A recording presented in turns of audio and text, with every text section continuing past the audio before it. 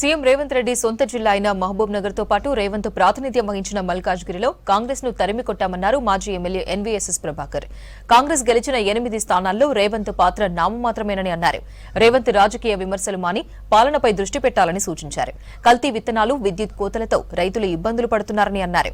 Revanth Reddy December 9 వరకైనా CM సీటును కాపాడుకునేందుకు తెలంగాణ తల్లి విగ్రహ ప్రతిష్టాపనను తెరపైకి తీసుకొచ్చారని ఆరోపించారు ఎన్వీఎస్ఎస్.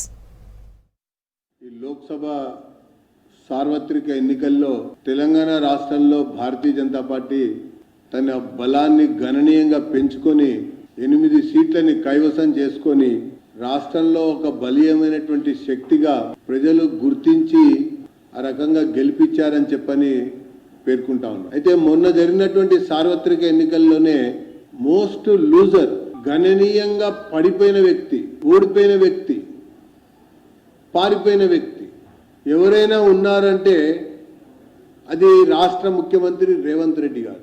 శాసనసభ ఎన్నికల సమయంలో కామారెడ్డి నుంచి ఓడిపోయినటువంటి వ్యక్తి ముఖ్యమంత్రి అయ్యాడు. ఇక తను ప్రాతినిధ్యం వహించినటువంటి మల్కాజ్గిరి పార్లమెంటు స్థానంలో ప్రజలు కాంగ్రెస్ పార్టీని తరిమి కొట్టారు.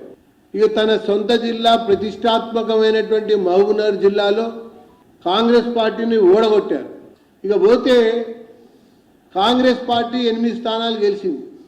ఈ గెలిచినటువంటి 8 స్థానాలలో ఆ గెలుపులో రేవంత్ రెడ్డి గారి యొక్క పాత్ర, ప్రమేయం ఏమైనా ఉంది అంటే అది నిమిత్త మాత్రమే. ఈ గెలిచినటువంటి 8 కాంగ్రెస్ సీట్లలో ఒక్క సీటులో అయినా రేవంత్ రెడ్డి తన ప్రభావాన్ని చూపగలిగాడా? తన వల్ల గెలిచానని ఒక్క గెలిచిన అభ్యర్థి అయినా చెప్పడానికి ముందుకు వస్తున్నాడా అంటే పేరుకు కూడా ఒక్కరు కూడా అసలు రేవంత్ మాటనే తీయటలేదని చెప్పని నేను పేర్కొంటా ఉన్నా. అందుకనే నేను మొదట్లోనే అన్నా, the most loser in this general Lok Sabha elections in the Telangana state is mister Revanth Reddy.